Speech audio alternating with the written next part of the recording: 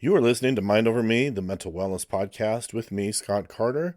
I am a licensed therapist and someone who is very mindful and aware of the decline in our collective mental health. I created this podcast so that we could have more direct and honest conversations about difficult topics and difficult issues. It's my goal to have honest but direct conversations that we need to have that are necessary. It's also my goal to give my listeners the information that they need in order to find their own mental health and mental wellness. This is where you will find the information that you need to be your own healer. And of course, all of this is based on years of clinical experience and expertise. Thank you for being here. Let's dive right in. In my continuing efforts to think of good, helpful, and compelling topics, to be honest, it's turning out to be a little bit more of a challenge than I thought it would be, frankly, because, like, there's a whole, I mentioned this before, there's a whole bunch of topics, a whole bunch of mental health topics that I could talk about, that I could include. And frankly, most people won't click on them, won't listen to them because it's not catchy, it doesn't grab them. Like, there's so many important things each of us can and should do. We have a responsibility to do that will drastically improve the mental health of many people. But frankly, those topics are boring, or people find them boring. They don't like them. They want it to be interesting and cool and sexy. You need a hook, right? If you want to be found in the ocean of podcasts out there, you got to have something that's sexy and interesting and fun. Sometimes it's hard, right? You think like, oh, man, I really ought to record that episode. And then in my mind, I'm like, nobody's going to listen to that. Nobody. And then you're like, what's the point in recording a podcast if nobody's going to listen to it, right? But here we are. What I decided to do with this topic today is get back to some of the mental health basics. My podcast is about helping you have better mental health, period, plain and simple. Once again, I just want to point out, not only do I help people with this type of thing week in and week out, I have come miles and miles and miles in my own mental health. I don't share what I share. I don't talk about what I talk about because I sat in a classroom and listened to someone's stupid dissertation. I didn't read a book on this. Okay. I practice it. I practice it for myself and I apply it to other people. A lot of my clients, they find me to be fairly unconventional as a mental health professional. Clients tell me all the time, therapy with Scott is not like therapy with everybody else. But what I decided today on today's episode is to get back to the basics of mental health. How does your mind work? Okay. Most people don't understand themselves. Like, this is one of those things, right? The better you understand yourself, the better your mental health is going to be. You're just going to have better insights and you're going to know where to put your attention, where to put your focus, and what to do different. This is obviously one of the reasons why I always do shadow work and provide shadow work journal prompts on my podcast to help you understand yourself better, to help you learn about yourself. And while you might go to school and get some basic education on how your body works, we don't really do, like, the schools are trying to provide better mental health education. They're getting a lot of things wrong. And in fact, a lot of schools are reinforcing mental health issues. Like, it's not helpful to sit around and convince children that they have a whole bunch of problems that they don't have and to focus on them all the time. And I'm frankly wanting to do a series of podcasts on what to do different in your mind, because if you change your thoughts, you're going to change your life. The first time I heard that quote, I didn't really necessarily believe that. I thought that sounded pretty, I don't know, like, I doubt that. I was just skeptical. Like, that doesn't sound right. I'm here to assure you, my friends, it's 100% right. You change your thoughts, you change your life. The trouble is, when we're young, we're purely emotional based. We see life through the emotional lens. We don't really learn how to think differently. We don't learn to manage our thoughts. We don't learn to manage our emotions well enough. And if there are any messages that I push through over and over and over and over again, it's that the system keeps you dependent on the system, right? They want you to believe that you need them to get better. if there is anything that I really try to communicate to each and every person within the sound of my voice, your mental health is in your grasp. You must learn to be the hero of your own story. Nobody can fix you as well as you can fix yourself. You just need to be given the proper education, tools, and skills and shown how to properly apply them.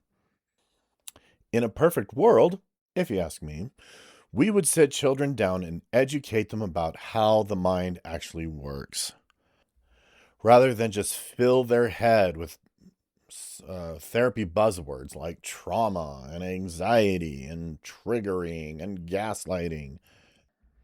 And to be frank, I don't even have confidence anymore that a lot of therapists have a super good grasp on how the mind works, how psychology works, how people work, what makes them tick, etc. Like they don't do that anymore. Just like the medical industry, it's an illness-based approach. We determine what's wrong with you, and then we make you dependent on us for the supposed cure. Again, they're sickness-based models. They're illness-based models, not wellness-based models. And if you ask me, the best thing that we can do for people is to give them the education and the skills and the tools they need to help themselves. And honestly, in a perfect world, like if I had my way, we would have good basic mental health education for kids starting at young ages. I'm talking like 11, 12 years old. Like 10 years old is when your ego starts to come in, right? And you just like, it's like a new part of your brain opens up. You can start to think about your thoughts. You can observe your thoughts starting around like 11-ish years old. Now, a lot of what I'm going to provide here is basically how I conceptualize behavior psychology, emotions, thoughts, feelings, etc., etc., etc. Okay. A lot of this is built on my own work with clients and my own work on myself, my own observations, etc., etc., etc.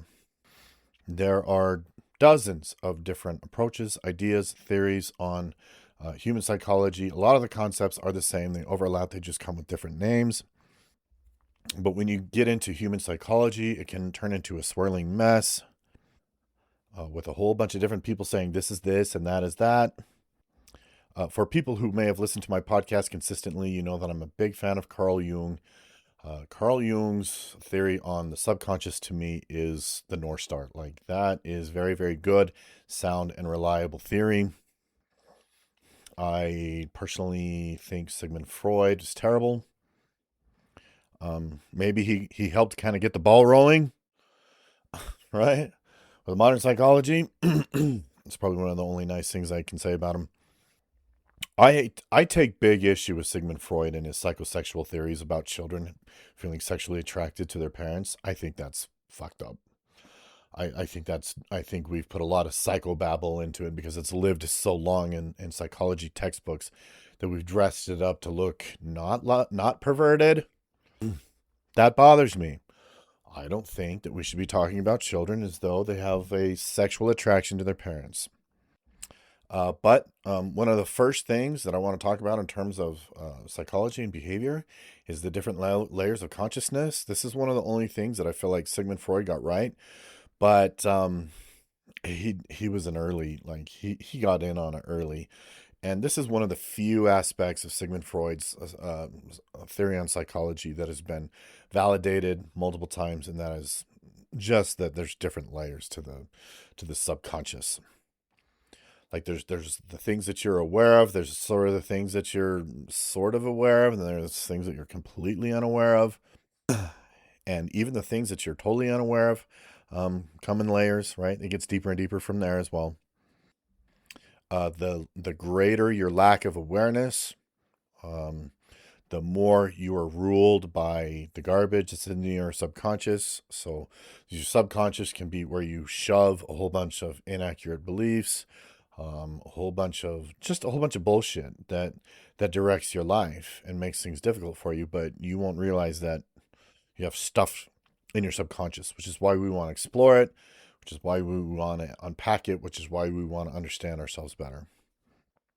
But again, this is just Jungian psychology, Carl Jung psychology 101. But I 100% agree with the guy. The more you unpack the subconscious, the more awareness you're going to have, the greater control you're going to have over your own behaviors. Now, everybody has a deep subconscious. Everybody has a whole bunch of stuff that's stuffed away deep inside of them.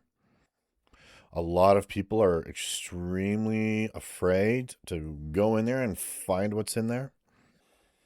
Fear works as a major barrier between you and mental health, right? I mean, honestly, that is a topic in and of itself.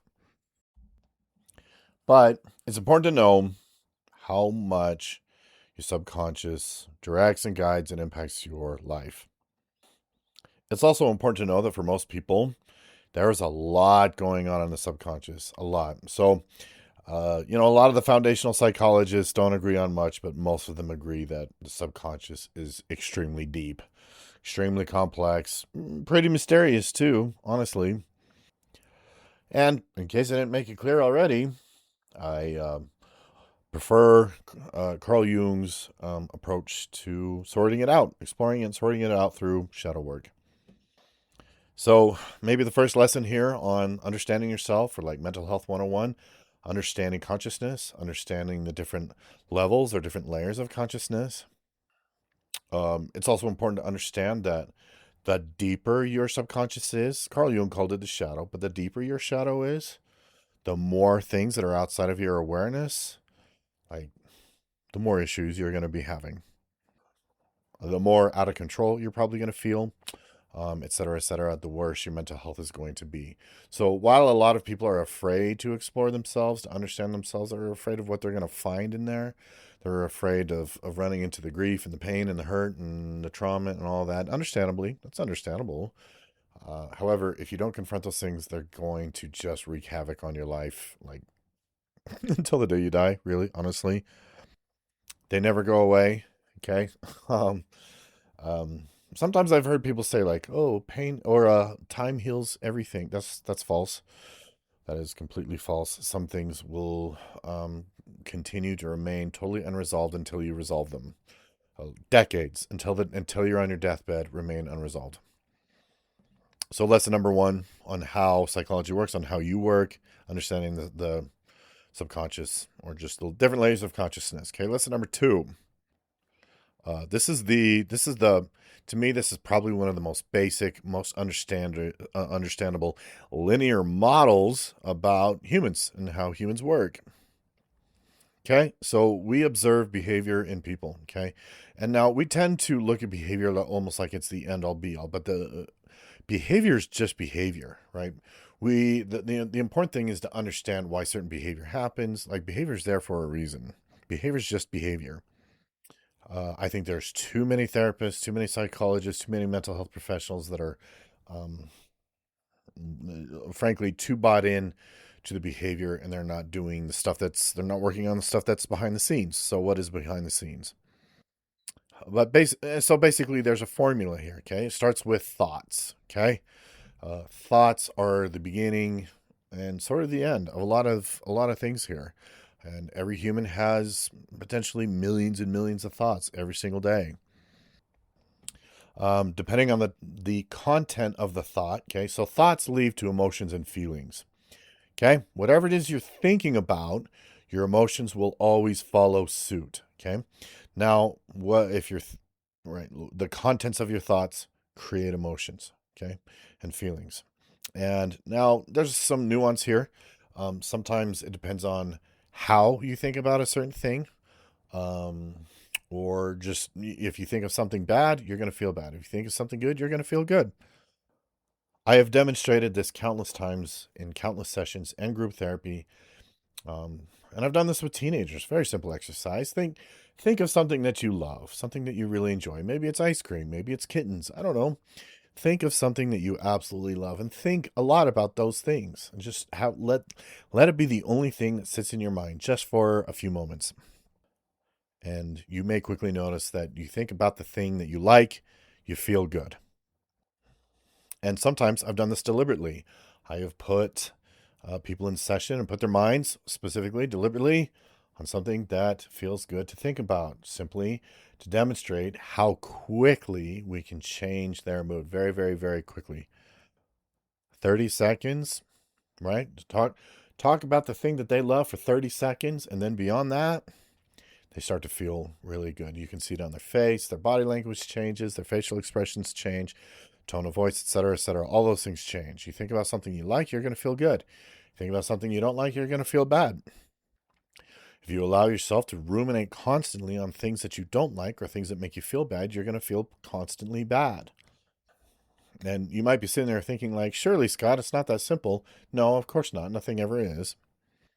But I'm just really trying to build the foundation here so that you understand how this formula works, okay? So you have to understand that whatever thoughts you have, you're going to have the corresponding feelings and emotions. Now, as feelings and emotions intensify, it's going to change your behavior. You're going to act on your feelings and emotions. If you're extremely afraid, you're going to act accordingly. If you're extremely angry, you're going to act accordingly. Or if you feel content, peaceful, satisfied, or anything else, if you feel happy, that's how you're going to behave. Okay? Now, when you understand how this formula works, right, you begin to understand that human behavior is driven, that we are driven by these basic formulas of psychology and behavior and all of that. You can start to build a foundation of understanding that I can learn to be in greater control of my behavior if I learn to be in greater control of my thoughts. And so there are a lot of ways to go about doing this, changing what's in your head. Lots of ways. There's lots of techniques, there's a lot of methods, there's a lot of approaches, there are a lot of philosophies. And frankly, many therapy models were built on these different ideas and philosophies over the decades. For example, cognitive therapy. Okay, cognitive therapy is simply focusing on the thought, rational, and logic aspect of things. CBT, or cognitive behavioral therapy, very, very misunderstood, very misrepresented. CBT can be extraordinarily useful and an effective tool if you know how to use it correctly. There are a lot of criticisms out there about CBT, about that it's gaslighting yourself, or that it's invalidating. To me, those people don't understand how to use it correctly or use it effectively. If you know how to use it effectively, it's a very, very, very useful skill. But there are a whole bunch of different types of cognitive therapy. There are different types of CBT-based therapies. There are tons of methods, techniques that will help you change your thoughts and change your thinking patterns. When you think different, you're going to feel different. When you feel different, you're going to behave different. Now, maybe one of the most underrated and important things that people can do for their mental health is to learn to not overthink or ruminate or just have cyclical or obsessive thinking. If you have highly obsessive, highly ruminating, highly cyclical thinking, it's your mental health is going to deteriorate. And I often pick up in people, like with clients, I always do my best to notice if they have ruminating thoughts, because if they have ruminating thoughts, then I always give them a workable, usable set of skills to disrupt those ruminating thoughts and learn to slow them down, put their minds onto something else. Without fail, those people improve. Without fail. The skills work. They just work. The tools, the skills, I teach them, I reinforce them, use them, practice them, do it every day. Practice these skills every single day. The methods are simple. You just have to be very, very diligent. And if you end your ruminating thinking and your cyclical thinking, at least slow it down. You're just going to feel tons better. People with highly ruminating thoughts can often find themselves into states of psychosis. They lose a touch with reality. It also tends to intensify emotions, which causes them often to reach a breaking point. Overthinking or ruminating on fantasies, too, for example, can cause people to act out and do some really stupid, dangerous, harmful things. I knew a guy who had gone to prison for robbing a bank. And I freaking guarantee you, the only thing he thought about all the time was that he had to get his hands on some money. And before long, he thought it'd be a good idea to knock over a bank. And it cost him 12 years off his life or something like that. Sexual fantasies, very similar thing. Okay. I worked with juvenile sex offenders for a year and a half, many moons ago.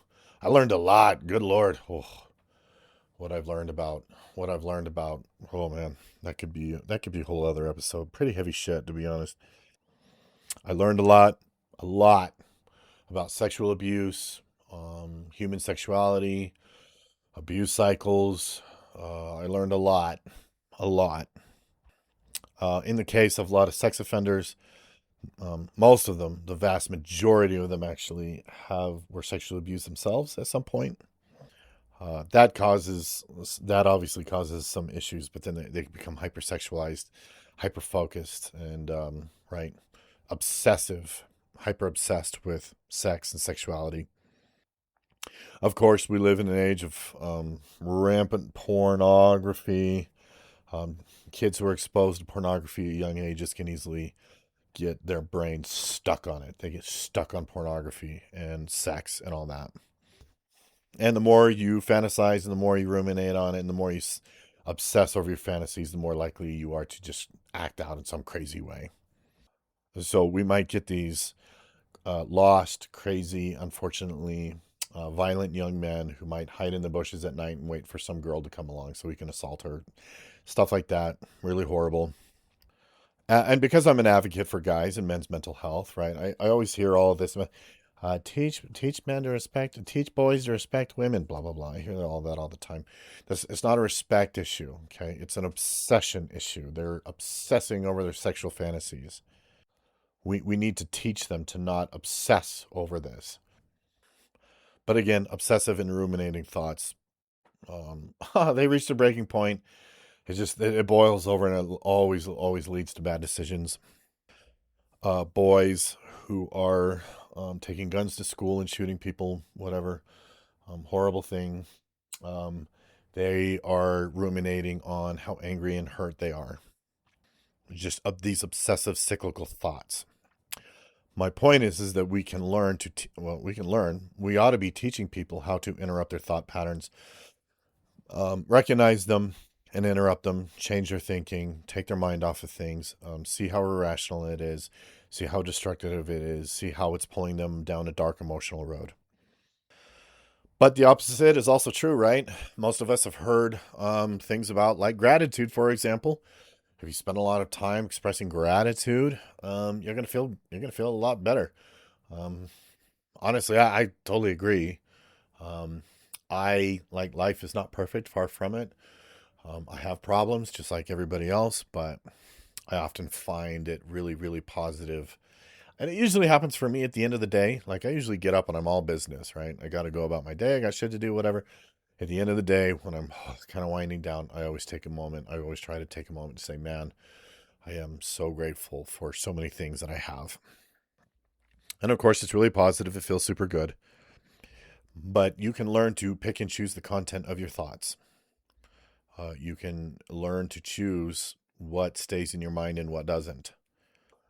You can choose what to think about and how to think about it, as you should, because if you know this formula, if you understand this formula, then you know how it's going to impact how you feel and therefore impact how you act, behave, and choose.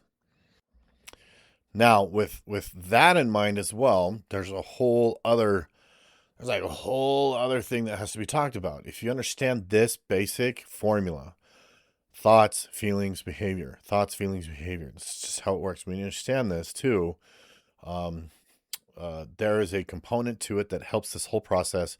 It's awareness, it's mindfulness, noticing what your thoughts are doing, learning to watch your thoughts, learning to notice and observe. Sorry, I accidentally hit the button.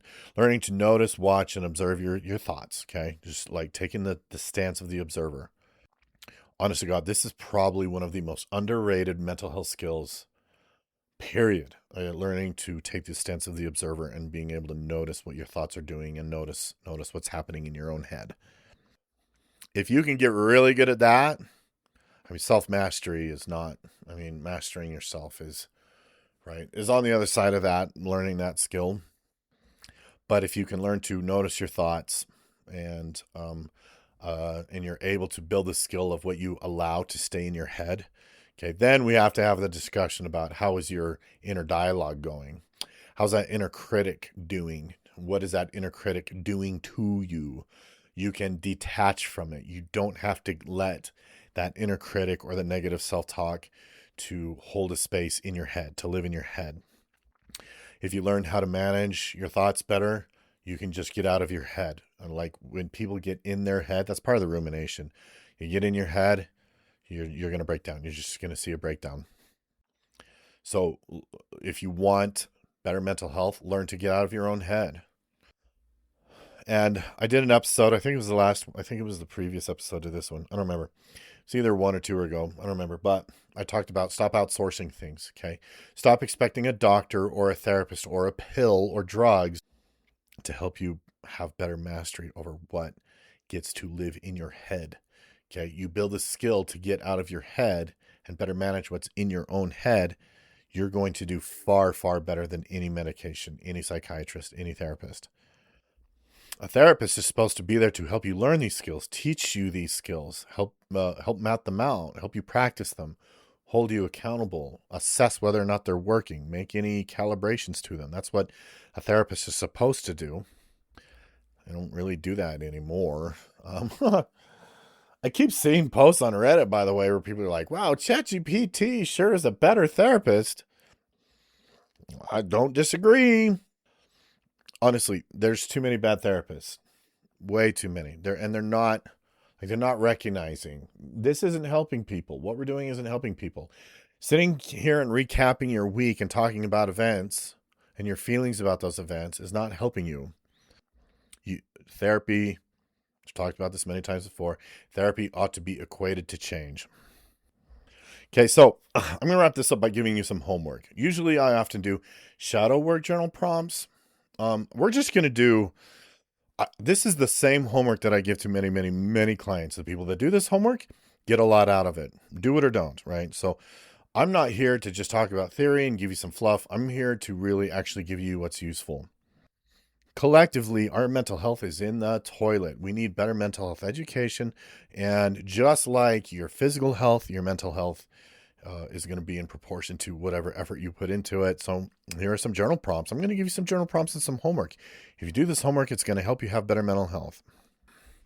Observe your thoughts for several days. Practice becoming the observer. Just observe it. Just watch it. Just notice it. We're not here to judge it. We're not here to label it. We're not here to shoulds or supposed to be's about our thoughts. We're not here to think it's good or bad. That's judging it, right? All you're doing is taking the stance of the observer to notice what's happening. Do it for 3 days, minimum. After the 3rd day, sit down with a journal, notebook, whatever. Just your computer. Maybe do it on your phone. I don't care. It's best to write it down. What did you observe about the content of your thoughts? Okay, question number 1. What did you observe about the content of your thoughts? What are your observations? What did you notice? Okay, question number 2. What, if anything, did you ruminate about? Number 3, as a rule, are your thoughts really negative? Are they positive? A mix of both? Okay, here's the next exercise. Spend 2 minutes thinking about something that really, really gets you down. Do it on purpose. Set a timer. When the timer goes off, think about a thing that you enjoy. Think about whatever your favorite thing is. Maybe it's kittens. Maybe it's ice cream. Okay, let's move away from things that are like actually quality, not things that are like pleasure or addiction related. It's something that's just like truly wholesome, high quality, something that you just really, really love. Okay, then think about that for 2 minutes. Okay, after that, what did you notice? What did you notice about your emotions? How quickly did you change them? How quickly were you able to change them? How big of a difference did you feel when you did this exercise? Okay, so that's just kind of some things to get you started. Okay, There's so much more good things, so much more homework, but anybody and everybody is more than welcome to go out and buy books that help them learn cognitive therapy, CBT, ACT, a whole bunch of things. There's a lot of great ways to go about this. There are podcasts, YouTube videos, all kinds of free content. There's an ocean of it. There's an ocean of free content, including this free podcast. Empower yourself. Go learn more about it. Okay, that's the rest of your homework. Okay, so thank you for attending Mental Health 101 today. Thanks for listening. I promise that all of this effort is worth it. I put in the effort, 100% worth it. Super glad I did. My mental health has drastically improved over the years. Drastically. Okay, I got shit to do, guys. I'm going to wrap this up. Thanks for listening. Thanks for being here. Help me grow my audience. Share this podcast. I'm going to sign off. Remember, everyone, you must do hard things.